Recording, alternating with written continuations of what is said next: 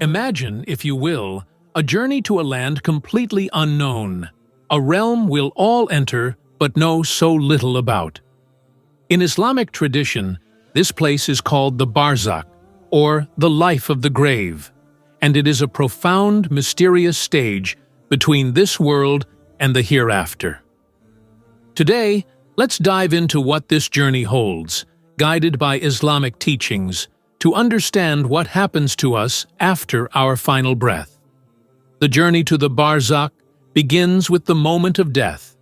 In Islam, it's said that the angel of death, known as Malak al-Maut, comes to each soul. The Prophet Muhammad, peace be upon him, described how a soul's experience in these last moments varies based on the life they led. For a righteous person, the soul is drawn out gently, like water pouring from a jug.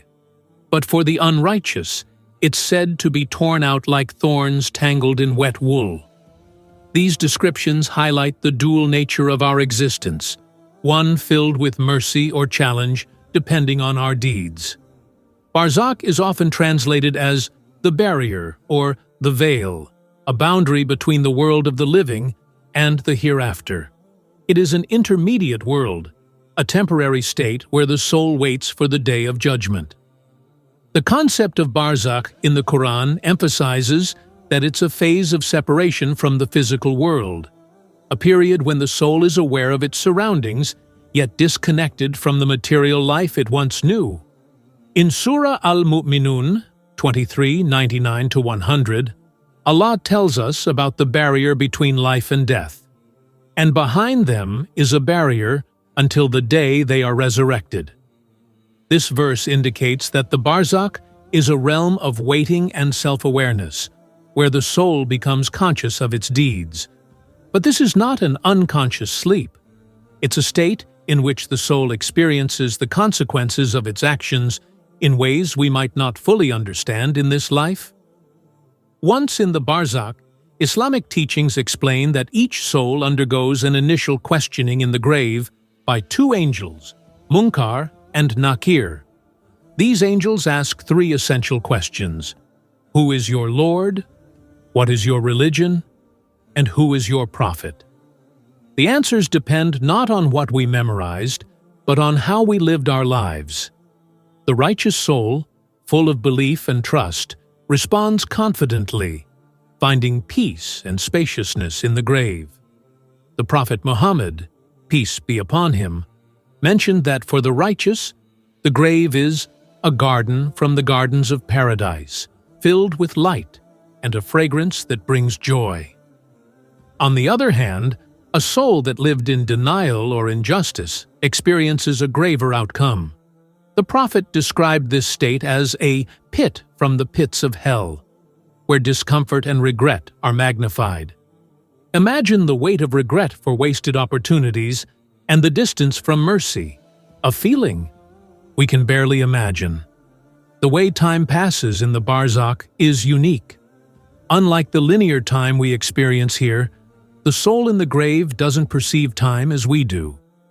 For some, the wait feels brief, like a restful nap, but for others, it can feel like a period of dread or remorse that seems unending.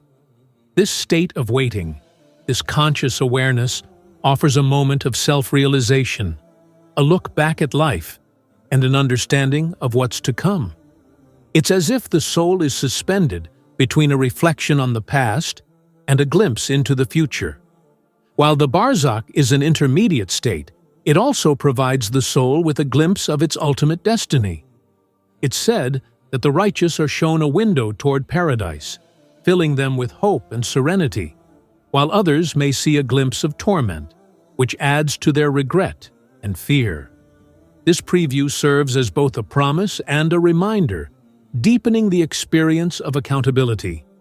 The Prophet Muhammad, peace be upon him, likened the life of the grave to either a place of comfort and rest or a trial that reflects the actions we carried out in life. In this way, Barzakh is not only a waiting place, but also a time to realize and comprehend the choices we made on earth. Any of the most impactful lessons from the Islamic understanding of Barzakh is that our deeds echo far beyond our last breath. It encourages us to be mindful of our lives here on earth, reminding us that we're not simply physical beings, but spiritual ones who have a purpose and a path. Our actions, no matter how small, carry a weight and an intention that shape our experience in the Barzakh. Good deeds such as kindness, honesty, charity, and faith offer light and comfort, while harmful actions create shadows and regret.